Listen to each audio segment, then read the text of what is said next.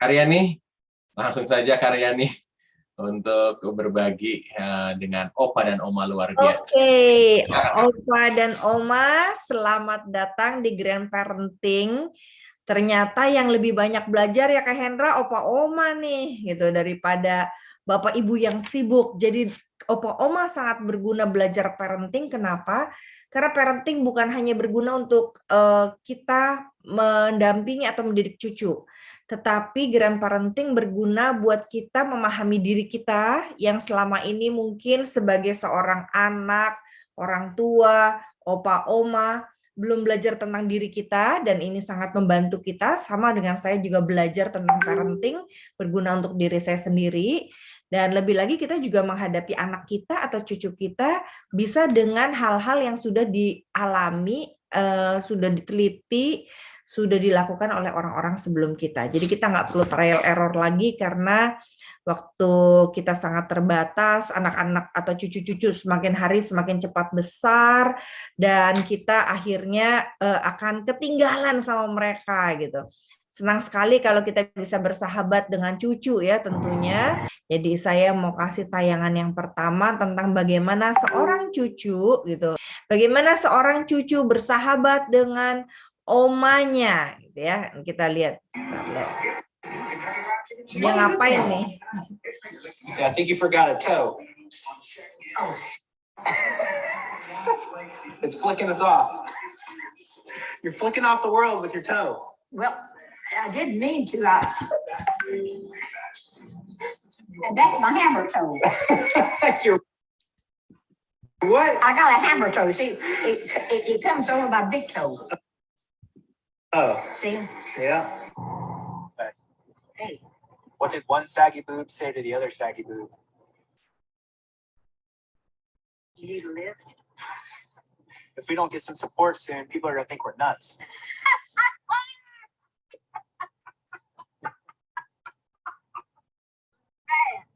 I don't need any money. How are you going to get me something to eat? Let me buy. No. Well, why not? Because I'll buy. Need your money.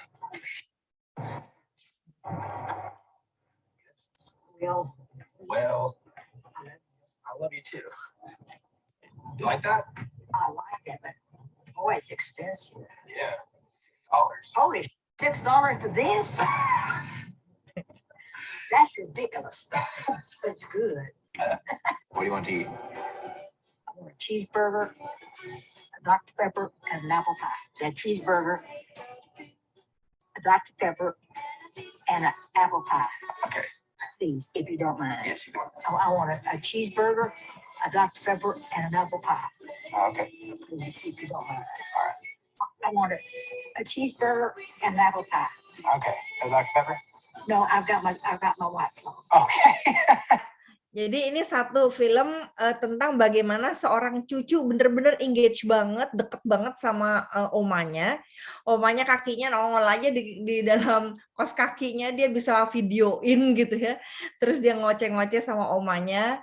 Lalu dia bisa bilang sama omanya, saya nggak perlu uang kamu, yang penting saya beliin kamu makanan gitu ya. Terus omanya bisa ketawa sendiri gitu ya. Nah ini tidak mudah loh menghadapi generasi yang lompat gitu ya. Kalau generasi yang berbeda kan dari satu generasi ke generasi yang lain. Nah ini generasi yang lompat gitu. Banyak sekali anak-anak yang nggak tahu bahwa opa oma itu ada dari Tuhan, dan opa oma itu tidak selalu akan ada terus bersama mereka. Nggak semua orang, semua anak menyadari hal itu. Nah ini ada singkat sekali, ini video singkat bagaimana opa oma tidak terlalu menjadi bagian dalam hidup seorang anak. Ironis sekali ya. Edit profile. Basic settings. Jesus Christ.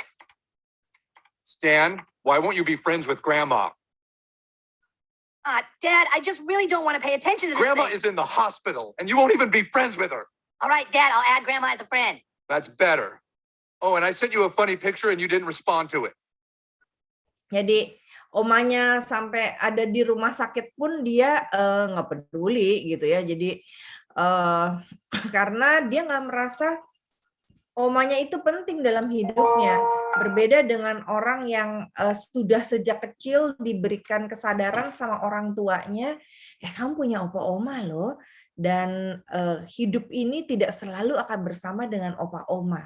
Nah, untuk kita menghadapi cucu-cucu yang nggak terlalu tahu gimana sih ngadepin opa oma nih, nah kita sendiri yang perlu proaktif, sehingga ketika opa oma hadir buat cucunya, bukan cucunya yang disuruh mengerti opa omanya, tetapi sebaliknya opa omanya yang belajar mengerti dunia cucu-cucu.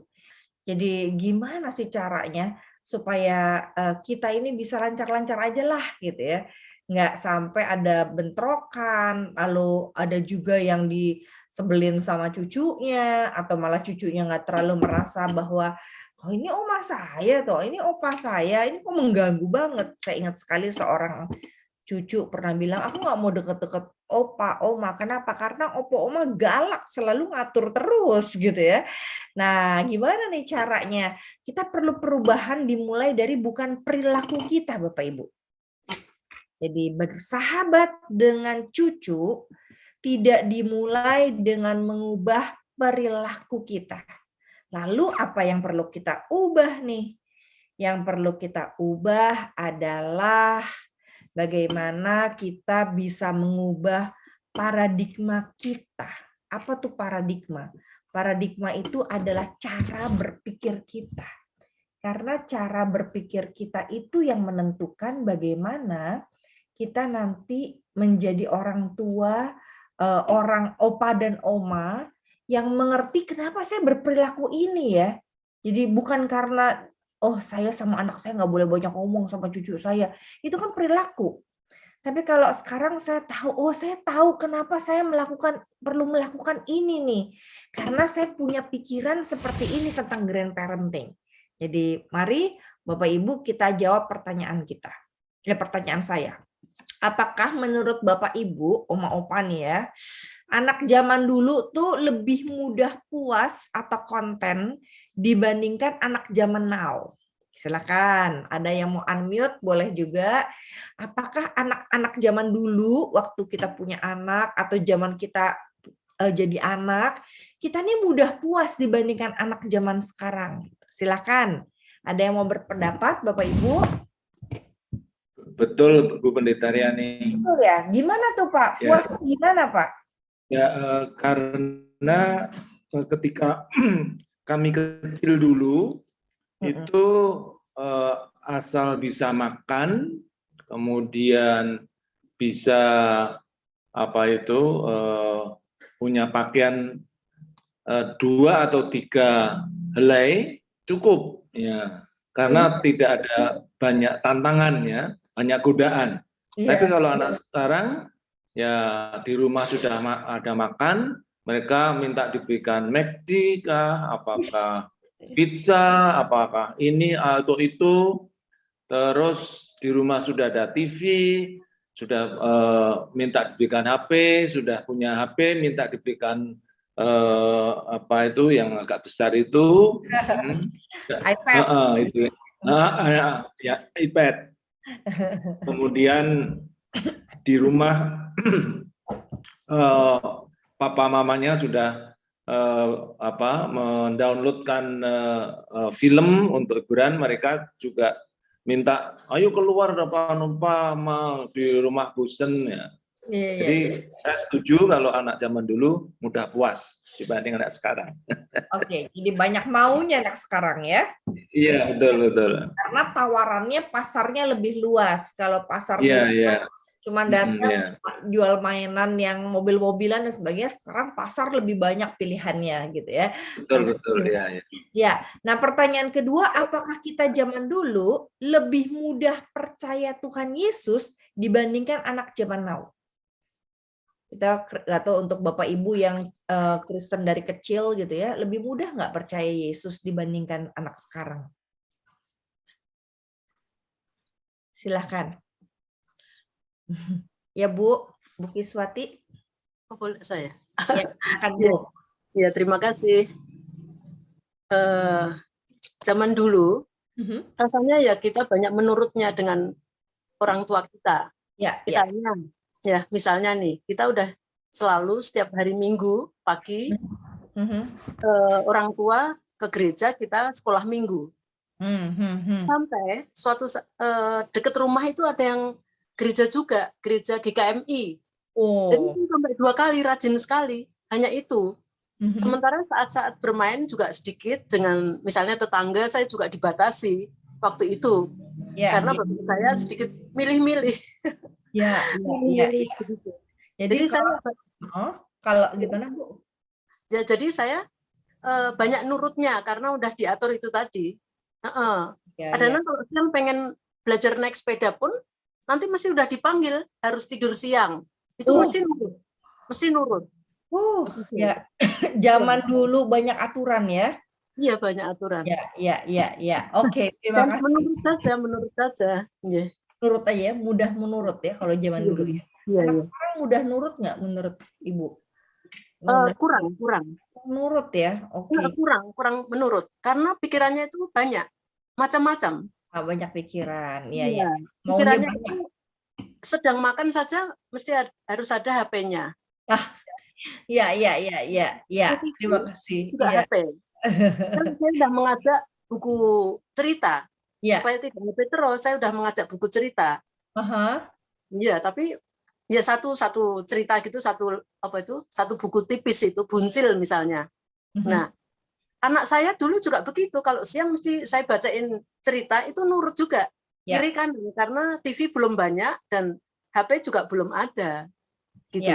Jadi dulu saya nurut, anak saya juga nurut, sekarang cucu yang tidak nurut. Wah, iya. Jadi ini kita bergantung pada yang namanya nurut ya. Nurut itu kan berarti mengikuti apa yang kita inginkan. Jadi pertanyaan tadi kan, makasih Bu. Pertanyaan tadi kan apakah anak zaman sekarang ini mudah ikut Tuhan, mudah puas gitu ya. Ternyata kalau anak dulu mudah puas dan mudah ikut Tuhan karena nurut orang tua gitu ya jawabannya Bu ya. Oke. Kalau sekarang kenapa ya? Nah, ternyata begini. Menurut si Cherry Fuller dalam Jendela Spiritualitas, orang bisa percaya Tuhan Yesus, orang bisa konten atau puas kalau mereka mengalami yang namanya enjoying God. Jadi mereka akan puas, mereka akan mudah percaya Tuhan kalau mereka menikmati kebaikan-kebaikan Tuhan. Enjoying God tuh menikmati Tuhan. Seperti apa sih menikmati Tuhan? Dia boleh merasakan indahnya hidup, dia bisa bilang terima kasih Tuhan, dia bisa mengalami banyak kasih sayang, dia bisa hidup sambil ketawa lepas, dia bisa lari-lari sambil ketawa-ketawa. Nah, itu enjoying God. Itu cara anak-anak enjoying God. Jadi menikmati Tuhan nggak bisa secara langsung, terima kasih Tuhan untuk ini. Belum. Karena dia masih anak-anak.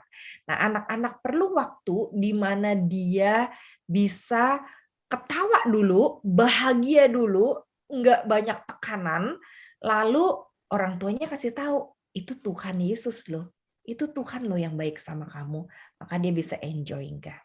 Nah, setelah anak itu enjoying God, baru dia bisa dengar-dengaran akan Tuhan dengan dia mau baca firman Tuhan, dia mau berdoa sama Tuhan. Nah, ini bukti dia mencintai Tuhan.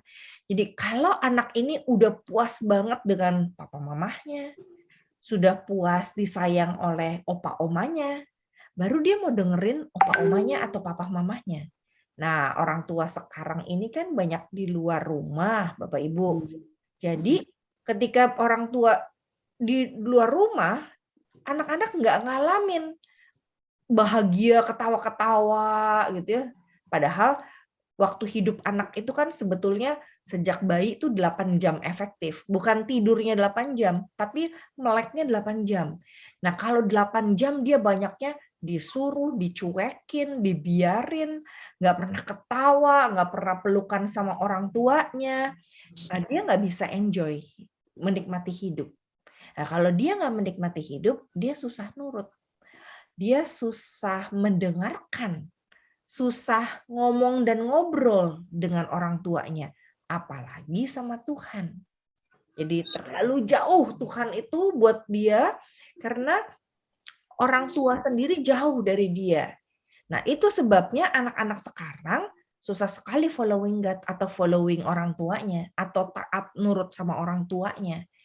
Jadi taat sama Tuhan terlalu jauh kalau buat anak-anak belum bisa. Anak-anak baru bisa following atau mengikuti orang tuanya. Tapi bagaimana mungkin anak-anak bisa ikutin orang tuanya kalau mereka nggak menikmati cinta orang tuanya? Apalagi yang tadi, omamu tuh ada di rumah sakit, ayo kamu bersahabat sama dia, jangan nyapa dia. Nggak bisa surfing. Surfing nggak bisa terjadi pada anak-anak atau melayani orang lain, melayani Tuhan nggak bisa terjadi pada anak-anak kalau mereka tidak menikmati hidup dari orang yang dia layani. Jadi kalau bilang, ayo kasih oma cheeseburger, tadi ya kayak di videonya, kasih oma cheeseburger. Kalau omanya nggak pernah nunjukin sayang ke cucunya, dia nggak akan bisa melakukan itu untuk oma. Ayo omanya dipeluk, itu omanya ulang tahun, nggak akan dia mau peluk omanya. Kalau dia nggak ngalamin sayang dari omanya. Ayo itu opanya diajakin, dibantuin. Dia nggak bisa bantuin opanya. Kalau opanya tidak menunjukkan cinta yang begitu besar sampai dia enjoy punya opa. Jadi tugas opa oma ini sebetulnya adalah buat cucu-cucunya itu bisa enjoy opa omanya. Bisa menikmati punya opa oma bukan dalam bentuk opa oma yang galak, yang marahin, yang nasehatin cucu. Tapi dia bisa menikmati opa oma yang benar-benar sayang sama dia sesuai dengan yang dia perlukan. Jadi, makasih oma sayang banget sama aku, makasih opa sayang banget sama aku, itu perlu. Namanya enjoying God melalui opa oma. Baru dia nanti bisa loving opa oma, bisa following opa oma, bisa nginep di rumah opa oma, bisa surfing opa oma. Nah ini teori dasarnya dulu. Pertanyaannya dari mana sih cucu-cucu ini bisa atau anak-anak ini yang dulu maupun yang sekarang bisa enjoying God. Nah, apa bedanya enjoying God zaman dulu sama zaman sekarang nih? Apakah Bapak Ibu pernah ngalamin main seperti ini? Mungkin bisa kasih reaction. Ada reaction di bawah handphone atau laptopnya Bapak Ibu.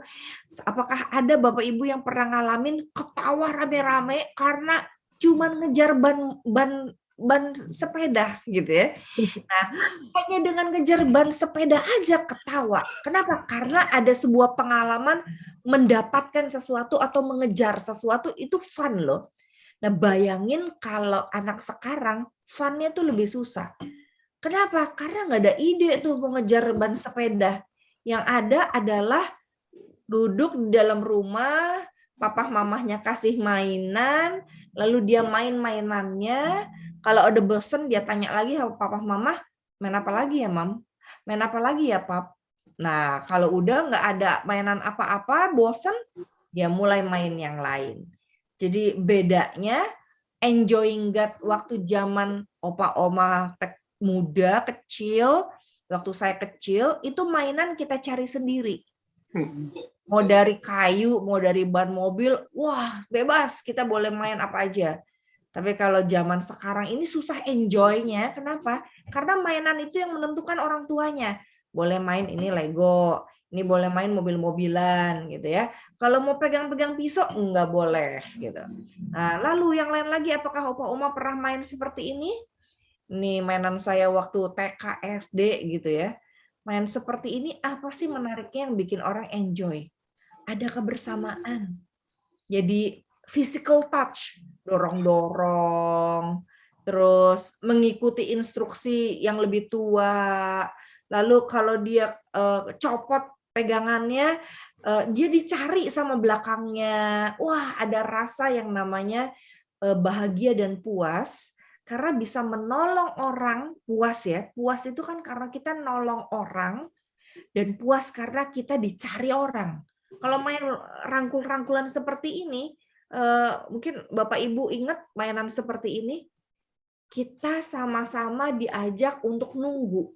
Nunggu yang satu, karena keberhasilan dari permainan ini adalah saat kita kompak bersama. Nah, beda sekali dengan permainan seperti ini. Beda banget orang enjoy, anak-anak enjoying God-nya.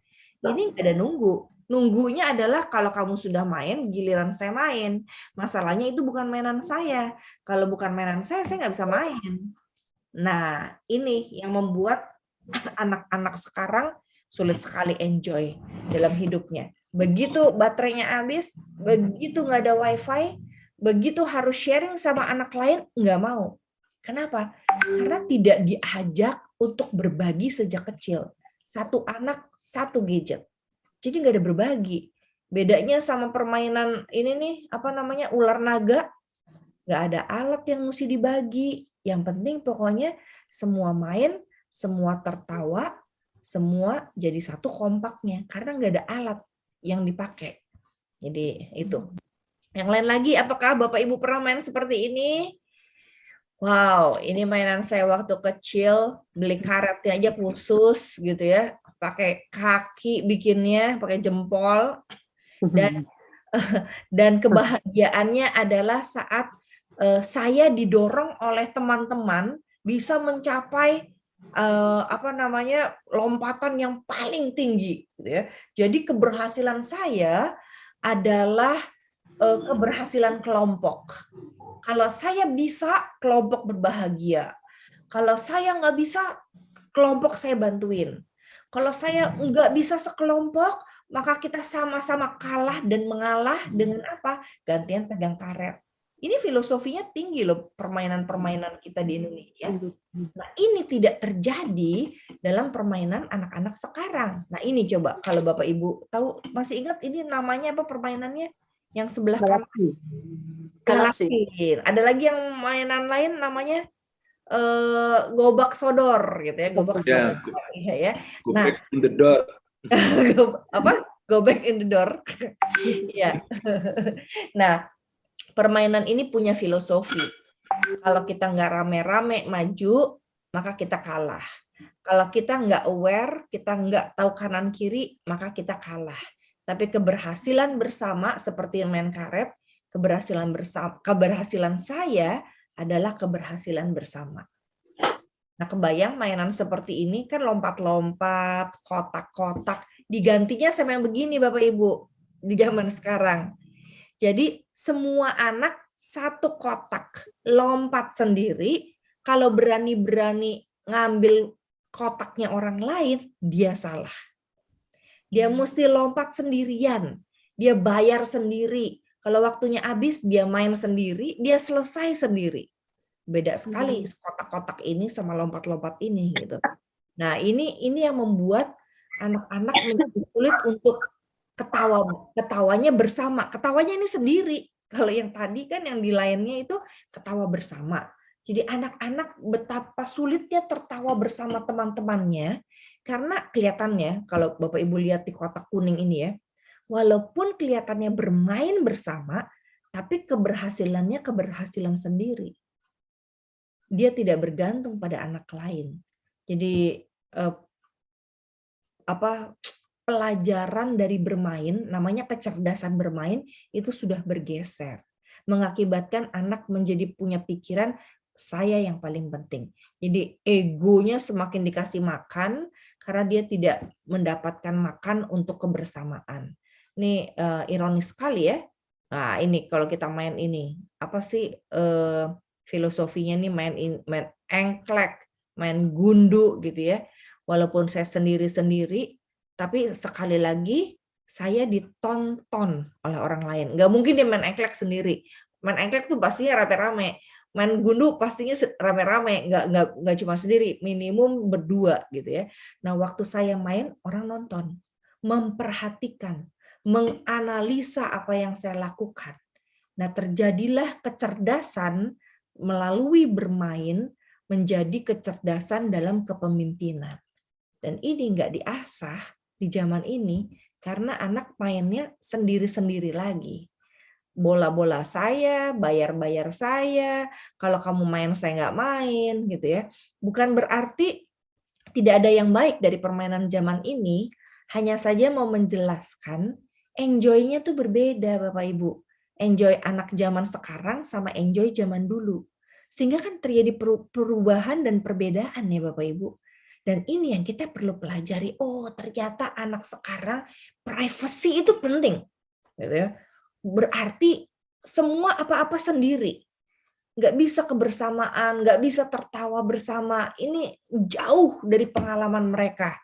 Maka sebagai opa oma, kita udah nggak pikir gini, kenapa ya dulu begini sekarang enggak? Karena kita tahu terjadi perubahan dalam dunia permainan pun terjadi perubahan. Termasuk ketika anak main ular tangga nih. Dulu kita main ular tangga, sekarang main congklak, gitu ya, ngitung bareng, terus home pimpa bareng, gitu ya. Nah zaman ini bareng mainnya, tapi semua pegang satu alat, gitu ya. Alat sendiri, ada yang pakai earphone. Nah jadi nggak menghitung bersama, hitungnya saya dengan gadget, saya dengan alat, mainnya sama alat bukan sama orang. Nah ini yang mengakibatkan kita juga perlu menyesuaikan diri sebagai opa oma. Gimana ya cara saya bicara sama anak-anak yang ada di kotak kuning itu? Karena mereka udah ngomongnya sama alat, bukan sama saya nih, bukan sama temennya. Nggak bisa dia, kalau ngitung ya ngitungnya sama alat. Ada satu gojekan gitu ya, ada satu anak nanya sama opa omanya, opa oma saya nggak ngerti opa oma itu kalau di sekolah pakai apa, kan kalau di sekolah kami pakai handphone, pakai iPad, pakai kalkulator, zaman opa oma pakai apa? Terus opanya jawab katanya pakai otak, katanya gitu ya.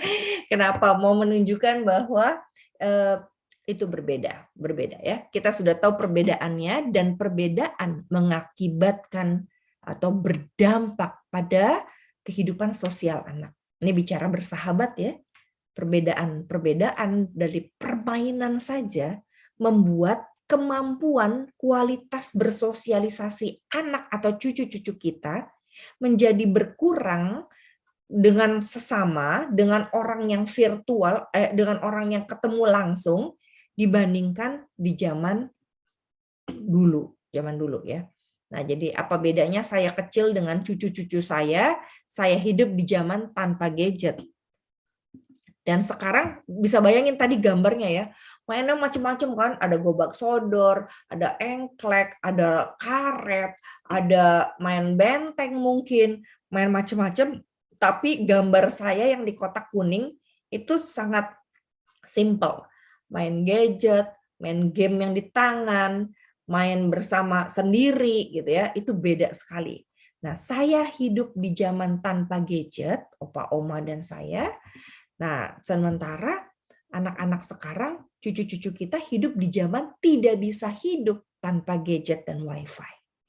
Nah, ini bedanya sehingga kita perlu tahu bagaimana nanti dengan kondisi seperti ini kita menyesuaikan diri. Nah, yang lain lagi apa bedanya saya kecil dengan cucu? Nah ini yang kita perlu tahu juga Bapak Ibu. Kita hidup di zaman, Bapak Ibu hidup di zaman kolonialisme. Mungkin ada di antara Bapak Ibu yang sempat melihat atau menyaksikan pada waktu kecil kemerdekaan Indonesia. Dan saya juga hidup di zaman pasca kolonialisme.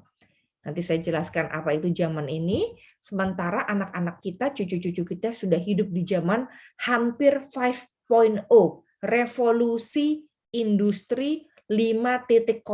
Walah, bedanya berapa jauh ini? Sementara Bapak Ibu yang hidup di zaman kolonialisme, kayaknya hidup di revolusi industri 3.0. Saya hidup di zaman 4.0. Dan cucu-cucu kita sudah mulai mau masuk pintu gerbang zaman 5.0. Nah, apa bedanya? Ini yang kita perlu tahu supaya kita bisa bersahabat dengan mereka. Yang perlu kita tahu adalah, Bapak Ibu, di model pendidikan Indonesia di pasca kolonialisme setelah tahun 1945, kebanyakan mereka kan sekolah Belanda atau sekolah Mandarin Cina gitu ya. Nah, jadi sangat kuat sekali dengan harus ikut aturan. Itu bedanya ya. Nah, karena ikut aturan, yang berkuasa, tapi ada juga yang lemah, yang harus ikut aturan. Nah, yang ketiga, sekolah itu untuk sukses. Nah, menurut zaman itu kan, kenapa? Karena kalau kamu punya uang banyak, kamu bahagia. Gitu ya. Nah, yang keempat, yang kuat yang memimpin. Nah, suami kepala dan istri tunduk di bawahnya. Ini warisan zaman postkolonialisme atau zaman kolonialisme. Apa sih bedanya sama zaman ini? Mari kita lihat zaman ini ya. Sekolah Belanda ada yang berkuasa, sekolah yang sukses punya uang banyak, yang kuat memimpin, suami kepala keluarga. Di zaman ini apa? Sekolah bukan sekolah Belanda yang penuh dengan aturan dan dihukum kalau tidak melakukan. Anak-anak kita sudah bisa menyekolahkan cucu kita di sekolah internasional yang harganya selangit, mulai dari 5 juta, 10 juta, sampai 30 juta sebulannya.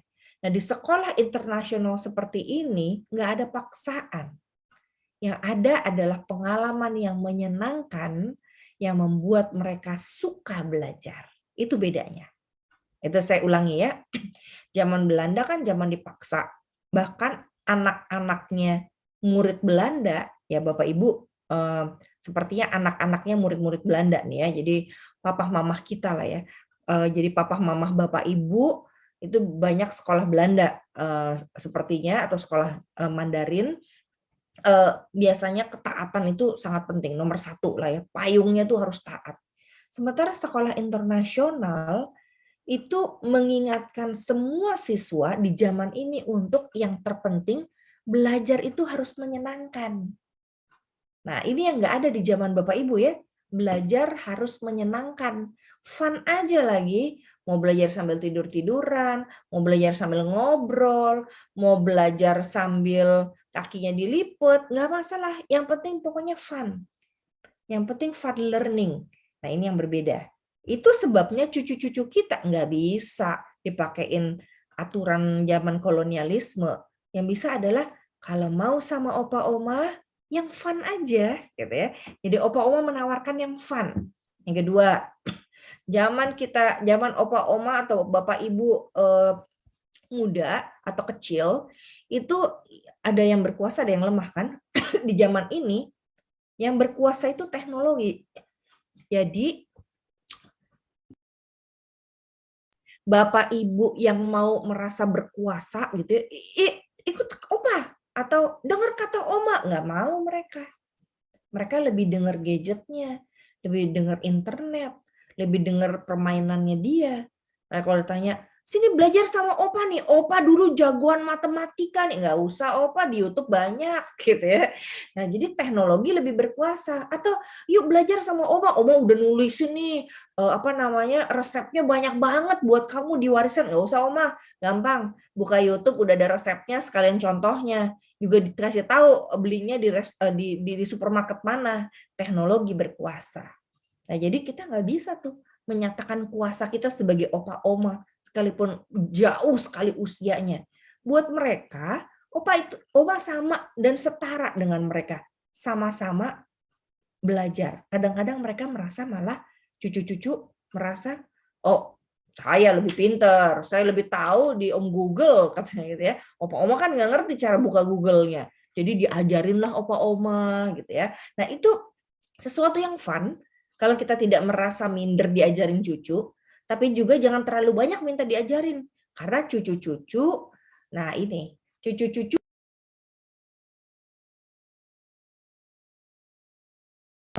jangan minta terus ke cucunya jadi nanti sebel dimintain tolong terus untuk belajar.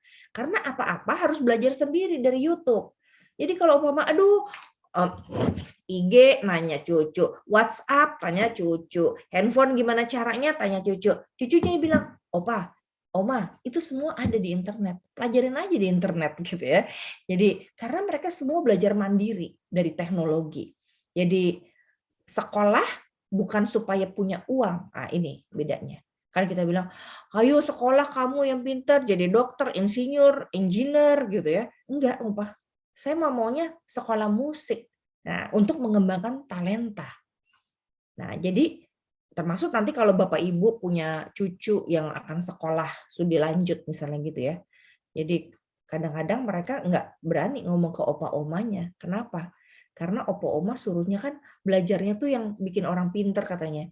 Untuk jadi untuk jadi ilmuwan, untuk jadi dosen, untuk jadi tenaga kesehatan gitu ya. Tapi cucunya bilang enggak, saya maunya mah gambar sekolahnya atau sekolah olahraga. Nah, ini mengembangkan talenta. Jadi kalau opa oma mengomentari, hati-hati juga karena komentar-komentar opa oma membuat mereka mau bersahabat dengan opa oma atau menjauhkan opa oma. Ya. Yang keempat, kan kalau dulu ya zaman kita dapat opa oma muda tuh yang kuat pasti yang memimpin ya. Nah, kalau di zaman ini, zaman cucu-cucu nih, yang belajar yang semakin kuat, yang belajar yang semakin mimpin, yang belajar yang semakin teguh. Tidak ya? Nah, yang terakhir, kalau dulu kita taunya kan ikut papa, apa kata papa, suami kepala keluarga. Nah, kalau di GKI ini di Bina Pranikah kami juga diajarkan Tuhan loh sumber kuasanya. Jadi bergantungnya sama Tuhan. Nah, ironis terjadi Bapak Ibu, Opa Oma, Tuhannya anak-anak atau cucu-cucu kita bisa berubah bukan Tuhan Yesus sebagai kepalanya untuk tunduk pada Tuhan. Tapi diganti dengan sumber kuasa lain. Misalnya, pertemanan bisa jadi Tuhannya mereka. Di khotbah hari ini saya dari Yakobus, Tuhannya adalah perut mereka. Gitu ya, katanya si Yakobus tuh ya. Atau kita pakai ganti tuh ayat, Tuhannya gadget mereka. Jadi mereka nggak mau lagi ikut tunduk sama papahnya, mamahnya. Apalagi Tuhan nggak kelihatan sama mereka. Nah ini tantangan. Bersahabat dengan anak, nggak melulu bilang berdoa, berdoa, berdoa, berdoa. Lama-lama dijauhin kita sebagai opa oma. Kalau suruh-suruh anak atau cucu terus gitu. Karena apa? Karena mereka punya Tuhan yang berbeda. Nanti silahkan boleh bertanya dalam tanya jawab. Nah itu sebabnya kita perlu tahu dulu nih. Ini cucu saya nih kira-kira seperti apa sekarang ya? Sekolahnya di mana? Dia jago ngelihat internet atau enggak? Dia talentanya apa? Nah ketika kita mulai tahu siapa cucu kita, itu bisa menjadi pintu masuk untuk kita bersahabat dengan para cucu.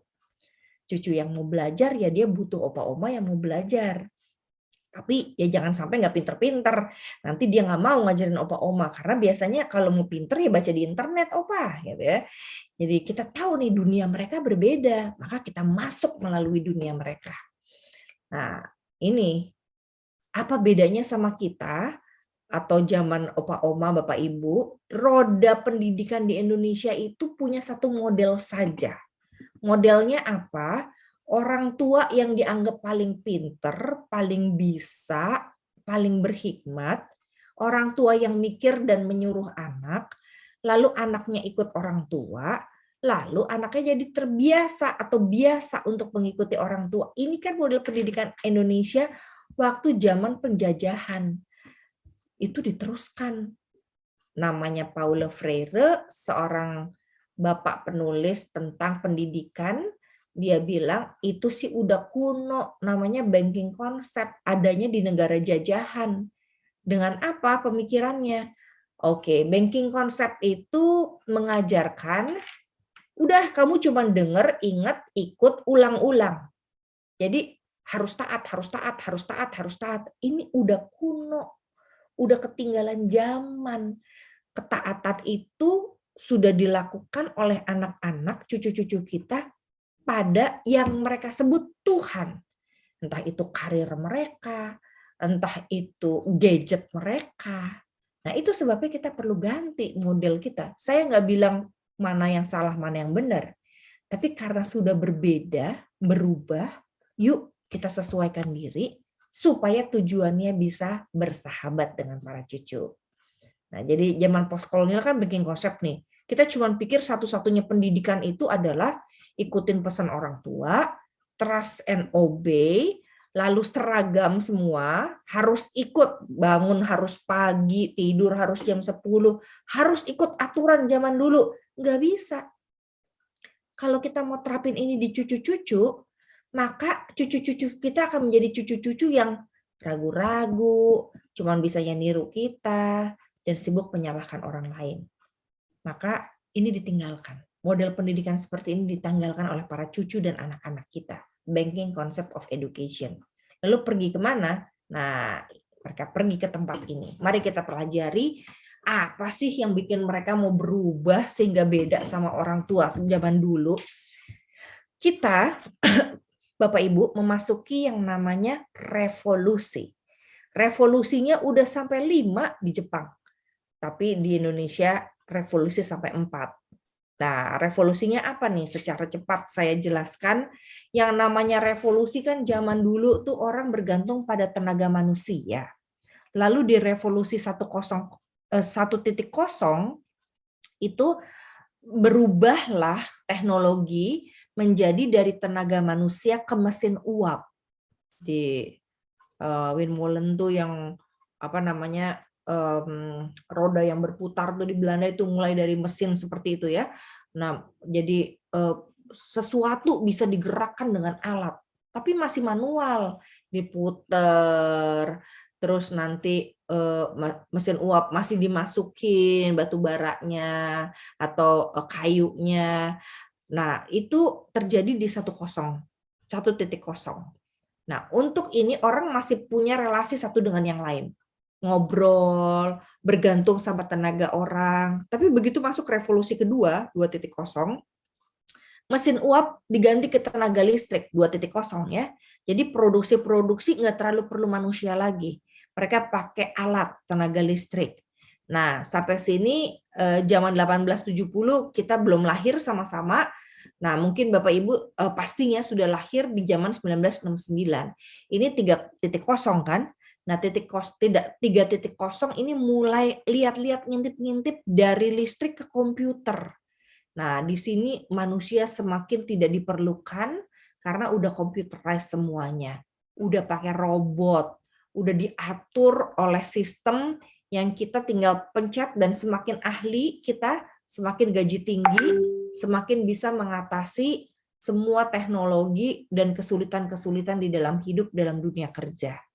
Jadi udah nih orang mulai meninggikan dirinya bagi yang hebat, para ahli, wah saya bisa.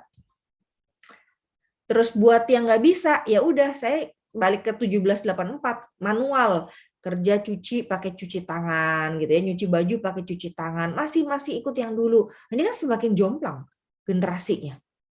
Semakin satu pakai komputer, satu ngitung masih pakai ludah gitu ya, satu-satu pokoknya dihitungin duitnya. Nah, ini semakin berubah, semakin kita nggak nyambung sama kaum muda yang lahir. Apalagi di 4.0, dari tenaga komputer ke tenaga wireless. Wireless tuh nggak ada kabel. Pokoknya dia nyala aja tuh lampu, nggak pakai kabel gitu kan. Lah kok bisa? Ya karena ini ada teknologinya. Nah, semakin yang pintar menjadi lebih pintar, yang tidak mau belajar semakin nggak ngerti. Semakin bergantung pada manual. Saya mah nggak mau lah pakai gadget-gadgetan, baca buku, dia sepakai selembar kertas aja gitu ya. Zaman sekarang pakai buku yang ada kertasnya itu dianggap kita tidak save the environment gitu ya. Nah, semakin tuh, oh beda opa oma. Sama saya beda. Opa oma masih mandi misalnya pakai gayung gitu ya. Anak-anak udah mandi pakai shampoo tanpa dibilas gitu ya. Nah, jadi udah beda nih opa oma. Perbedaan ini yang perlu kita ketahui bagaimana mengatasinya. Jadi dampak teknologi pada pendidikan cucu-cucu kita di industri 4.0 tandanya pertama, hubungan satu dengan yang lain itu pakainya mesin.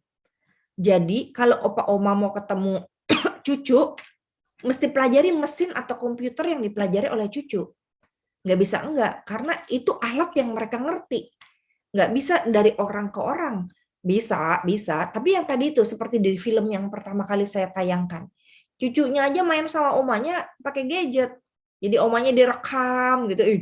Zaman dulu kan Bapak Ibu nggak boleh ya mempermalukan orang tua di dunia umum. Ah, ini sengaja omanya kakinya bengkok, digadgetin, direkam sama dia, masukin ke sosmed. Seluruh dunia tahu omanya kakinya bengkok gitu ya. Nah ini nih, mainnya pakai mesin. Jadi kalau kita nggak bersahabat dengan mesin yang mereka atau komputer yang mereka sangat sukai, ya kita semakin nggak bersahabat, semakin musuhan. Jadi, aduh, Oma nih udah jelek gini ya. Oke, Oma ambil lipstick supaya bisa direkam. Nanti saya taruh di sosmed saya gitu ya. Kita perlu terbiasa dengan yang seperti itu. Kalau enggak ada hubungan Oma. Terlalu kuno Oma, terlalu kuno Opah gitu ya. Yang kedua, kecerdasan di dalam dunia bisnis, manusia menggunakan robot atau mesin, nggak perlu bicara satu dengan yang lain. Jadi ngirit ngomong. Nah, ini nih ya paling susah mungkin buat opa oma ya. Ngirit ngomong gimana caranya ya? Saya biasanya tuh komunikasi dengan ngomong.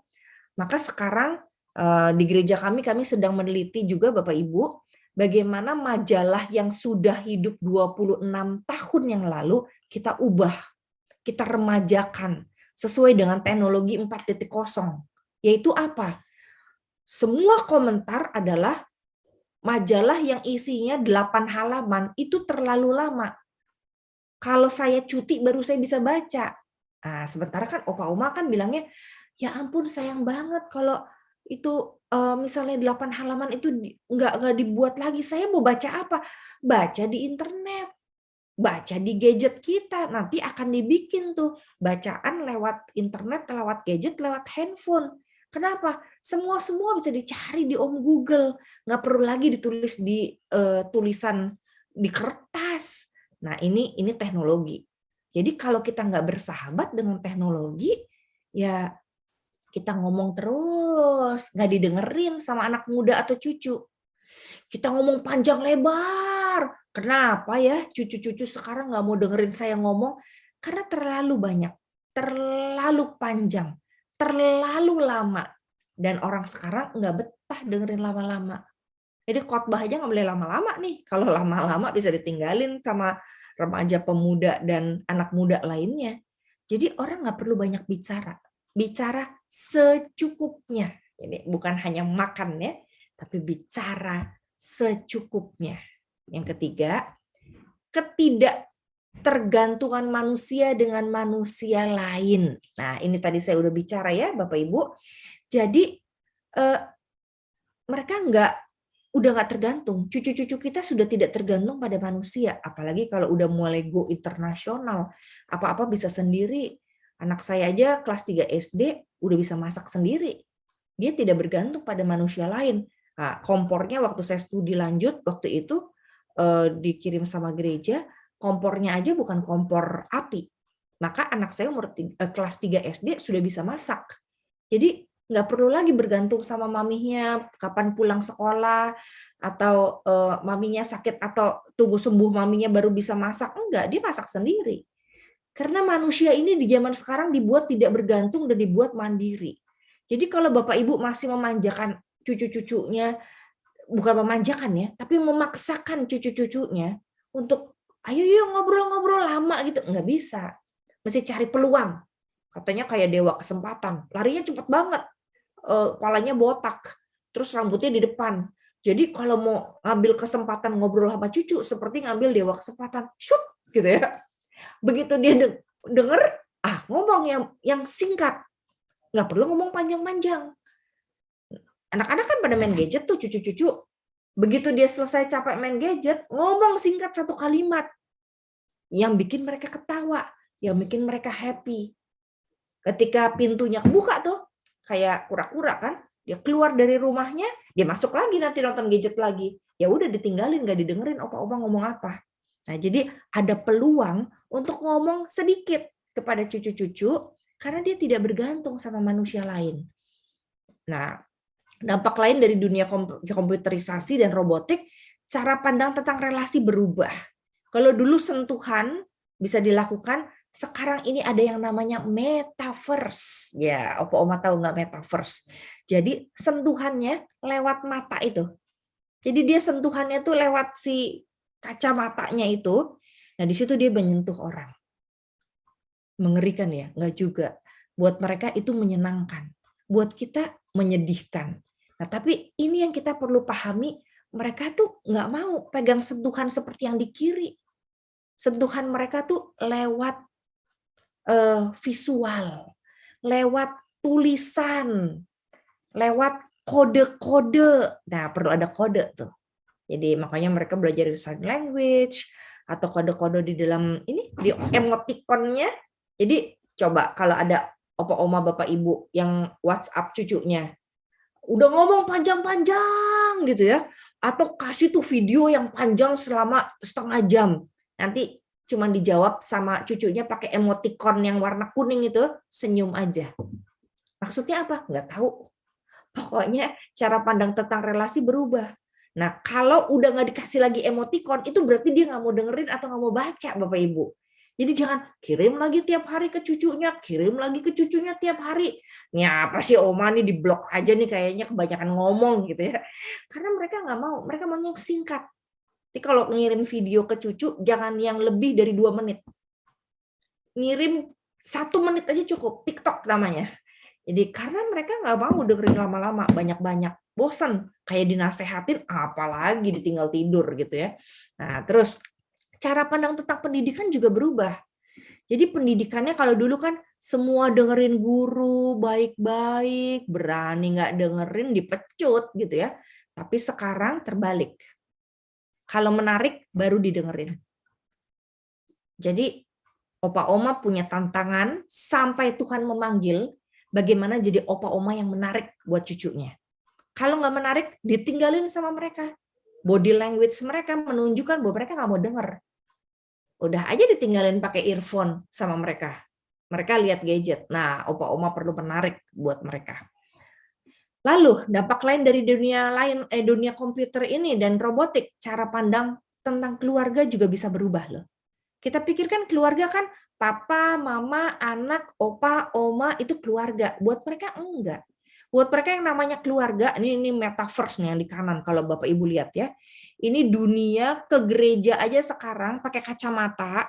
Terus udah ke gereja ketemu pasturnya, katanya pemberkatan nikah bisa juga nanti metaverse dari dunia visual, pakai kacamata, pakai nanti pilih di pencetan komputernya saya mau pakai baju pengantin, oke datang ke pendetanya, nanti begitu pakai kacamata saya diberkatin, tangannya tinggal goyang begini, cincinnya dimasukin gitu ya. Wah, udah berubah ini yang pembuat Facebook nih, Nick Zuckerberg gitu ya. Nah, jadi buat mereka siapa keluarganya yang sama mereka? Keluarga saya yang sama-sama main metaverse. Keluarga saya yang sama-sama main gadget. Keluarga saya yang ketemu di internet. Itu keluarga saya. Nah, ini berbeda kan? Maka kalau mau jadi keluarganya cucu-cucu kita, masuk juga ke dunia mereka. Kalau bisa opa-oma belajarin deh metaverse itu apa. Makanya belajarnya, nah ini apa yang kita mesti pelajari. Bagaimana membina relasi dengan mereka, dengan cucu kita. Satu, pelajari dunianya. Bukan ajak mereka ke dunia kita. Bisa kalau mereka udah seneng sama kita. Baru tarik mereka ke dunia kita. Ngulek gitu ya. Nulis surat. Terus dengerin lagu-lagu jadul. Nggak apa-apa kalau mereka sudah suka sama kita.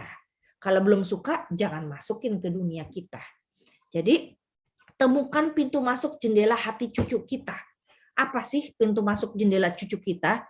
Facebook. Maaf ya, sudah tidak dilihat cucu-cucu kita, ini sudah ketinggalan zaman. Kalau opa oma mau, bukan masuk Facebook, ditelepon. Bicara singkat ya, boleh telepon tapi bicara singkat. Pakai perjanjian, saya opa mau telepon sebentar ya, nah gitu ya. Dan kalau mereka mau terima, baru mereka mau bicara. Kalau enggak, miss call terus, enggak diangkat-angkat. Nah ini nih, satu kalau opa oma mau pelajari ya, TikTok itu tayangan cuma 1 menit. Jadi dengan kata lain, cucu-cucu hanya mau denger opa oma 1 menit. 1 menit juga nggak terburu-buru, pesannya singkat, padat, jelas, cepat gitu ya. Jadi lalu ini yang biasa dimainin sampai hari ini ya, masih main Instagram. Jadi Instagram ada etikanya Opa Oma. Kalau Opa Oma ikut Instagram, belum tentu nanti diikut sertakan masuk dalam keluarganya cucu kita. Jadi mesti izin. Boleh nggak Opa atau Oma ikut Instagram kamu? Jadi temennya. Oh boleh Oma, boleh. Jangan GR dulu nih Opa Oma. Begitu masuk Instagram dia, nah jangan berani-berani pasang foto cucu kita dan komentar di sosmed nggak pakai izin. Jadi, aduh, ini kan cantik ya anak saya, cucu saya masukin di sosmed juga. Oh, bisa di-delete Opa Oma nanti sama mereka. Karena mereka nggak mau Opa Oma pasang foto mereka yang nggak bagus. Dan kan Opa bilang gini sama Oma, ini kan cantik cucu saya mau pasang ini supaya dunia tahu. Nggak bisa, menurut dia lagi jelek di foto itu. Jadi cari fotonya cucu yang bilang, boleh nggak Oma pasang foto ini di sosmed atau di IG Oma? Boleh Oma, baru pasang. Kalau tiba-tiba pasang, terus nggak pakai izin, bisa di-delete Bapak Ibu ID-nya nanti di IG-nya anak-anak cucu-cucunya gitu ya. Nah, kecuali ada yang namanya IG private. Jadi ID-nya tuh khusus 6 nama misalnya gitu ya. Ya udah itu boleh. Tapi kan nggak semua di private. Yang ketiga, nah ini. Kalau mau bersahabat dengan cucu, lihat IG-nya kalau masih boleh ya. Biasanya suka di-close sama dia, nggak boleh Opa Oma lihat gitu ya. Kenapa? Karena nanti nasihatnya banyak-banyak, komentarnya banyak. Ini pacarnya ya, aduh pacaran tuh harus begini dan begitu. Nggak mau dia. Jadi tanggapi, apresiasi di IG story-nya. Waduh, Kak, kamu habis pesta ya? Seneng banget pestanya. Udah cukup itu. Komentarnya singkat, padat, jelas gitu ya. Sehingga, oh iya, berarti saya seneng nih kalau ada Opa Oma komentarin saya gitu ya. Yang kedua, tadi kan lihat dunianya ya. Yang kedua, perhatikan perasaan cucu. Kecerdasan emosi penting kata Daniel Goleman. Tiap anak punya cepat atau lambat, dia butuh mendengar ada orang yang dengerin isi hatinya. Jadi kan anak-anak atau cucu-cucu kita itu punya perasaan, punya juga pikiran. Nah, Opa Oma cara untuk menyambut cucu adalah memperhatikan perasaan dia saat itu. Kalau lewat sosmed atau gadgetnya itu kelihatan dia perasaannya apa. Kalau lagi patah hati dia masukin ke sosmed. Kalau lagi bahagia, dia masukin ke sosmed. Kalau dia suka makanannya, dia masukin ke sosmed. Nah, dilihat tuh, oh ternyata kamu suka pasta ya, yuk kita makan pasta sama Oma. Atau, oh ternyata favorit kamu tuh udang rebus yang seger. Opa punya duit nih, yuk kita makan udang yang seger. Gitu ya. Nah, dia nanti foto-foto tuh sama opanya kalau makan udang. Gitu. Nah, jadi masuk ke dunianya, lalu lihat perasaannya senengnya apa, sedihnya apa, bukan untuk menasehati, tapi untuk memberikan komentar positif dan mengapresiasi, seperti ada dalam lingkaran ini. Ada bad, ada surprise, ada fearful, ada angry. Gunakan nama-nama perasaan sebagai komentar dari Bapak Ibu untuk memahami keadaan cucu. Dan empati jauh lebih baik daripada penasehati. Ingat ya, bakal ditinggalin tuh sama cucu kalau nasehat-nasehat banyak. Nasehat hanya berguna kalau cucu bertanya pada Opa Oma. Menurut Opa gimana ya? Nah, itu baru ngomong. Kalau ngomong, satu kalimat cukup. Nggak perlu panjang-panjang. Gitu ya. Kecuali mau bercerita. Kalau cerita pun panjang-panjang ditinggalin nanti. Jadi, oh ya senang banget ya. Wih, kesel banget ya. Wih, surprise gitu ya. Jadi semua perasaan itu diikutin. Nah, bagaimana empati dengan cucu? Ada formulanya atau rumusnya. Rumusnya cuma 2. Saya mengerti, kamu lagi sedih. Udah itu aja. Nggak perlu nasihat. Saya tahu kamu lagi senang. Ah, seneng ya, gitu ya. Udah itu aja. Jadi sebut perasaan, nama perasaannya aja cukup. Itu sudah komentar bersahabat nantinya. Yang ketiga, temukan bahasa cinta cucu. Jadi Gary Chapman bilang ada 5 bahasa cinta. Bapak Ibu mudah-mudahan tahu, baca di internet. 2 di antaranya bahasa cinta utama yang membuat cucu kita tahu saya dicinta oleh opa-oma. Jadi nggak bisa opa-oma sayang dengan cara opa-oma. Udah sini saya kasih angpau, belum tentu suka dia. Bisa-bisa angpaunya kita bilang 100-200 ribu itu berharga, buat dia tiba-tiba digeletakin di meja. Belum tentu dia suka, karena itu bukan bahasa cintanya. Lalu apa? Ada 5 bahasa cinta, 2 di antaranya punya cucu kita. Jadi temukan 2-nya itu. 1, hadiah. Kalau hadiah, angpau dia suka. Jadi berikan yang cucu inginkan, bukan perlukan ya. Jadi kalau hadiah, dia nggak mau tuh dikasih hadiah yang dia butuh.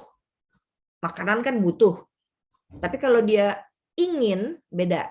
Aduh, aku pengen banget baju itu, tapi nggak boleh Oma sama Mama. Gitu. Oma beliin. Gitu ya. Kenapa kemahalan kata Mama? Gitu ya. Oma yang beliin. Gitu. Nah itu hadiah. Yang dia ingin, kasih. Itu cara bersahabat, pintu masuknya. Yang kedua, beri apresiasi, bukan nasihat. Jadi hargai, empati, dan puji. Hindari mencela. Duh, rambutnya udah kepanjangan ya, gitu. Aduh, kamu sekarang kegemukan ya. Aduh, hindari dah seperti itu, opa-opa. Jangan sampai terjadi seperti itu ya. Nanti ditinggalin sama cucunya. Pelayanan. Nah, kalau pelayanan itu begitu cucu datang, kasih makan kalau dia suka. Kalau dia suka ya. Kalau dia nggak suka, jangan paksa makan. Nanti dia takut gemuk misalnya cucunya. Jangan dipaksa makan dong. Nanti dia nggak mau datang lagi ke rumah opa-oma. Nah, masakan makanan yang dia suka, sediakan minum atau snack yang dia suka gitu ya. Ibu saya tuh paling suka tuh kalau cucunya datang ada yang suka snack asin gitu ya, disimpan udah lama dibeli gitu ya. Ini buat kamu, hore, terima kasih Oma gitu ya. Nah itu bonus tuh. Jadi poin-poin yang bikin dia bahagia itu mendekatkan opa-oma ke cucu untuk bersahabat. Keempat, sentuhan. Hati-hati menyentuh cucu karena nggak semua cucu senang disentuh. Sentuh dengan terhormat dan penuh cinta di momen-momen tertentu. Sehingga dia berkesan dengan opa-oma. Nggak kayak anak bayi dulu ya. Ih lucu, langsung dicium-cium. Nggak boleh sekarang. Semua ada aturannya. Yang lalu waktu berkualitas. Waktu berkualitas itu apa? Paling seneng kalau anak-anak yang papa mamahnya sibuk, itu senang diajak shopping, main, ngobrol. Nah, sesuai dengan topik-topik yang dia sukai. Jadi sedikit bertanya, tapi banyak cari tahu dari orang lain atau dari internet, supaya sesuai dengan yang cucu perlukan. Jadi demikianlah dari saya. Selamat bersahabat dengan cucu, karena cucu-cucu yang senang dengan opa-omanya, itu cucu-cucu yang bisa mencurahkan isi hatinya kepada opa-oma. Jadi tinggalkan nasihat, tinggalkan kalimat panjang, pelajari dunia cucu, supaya opa-oma menjadi opa-oma terbaik buat cucu-cucunya. Tuhan memberkati.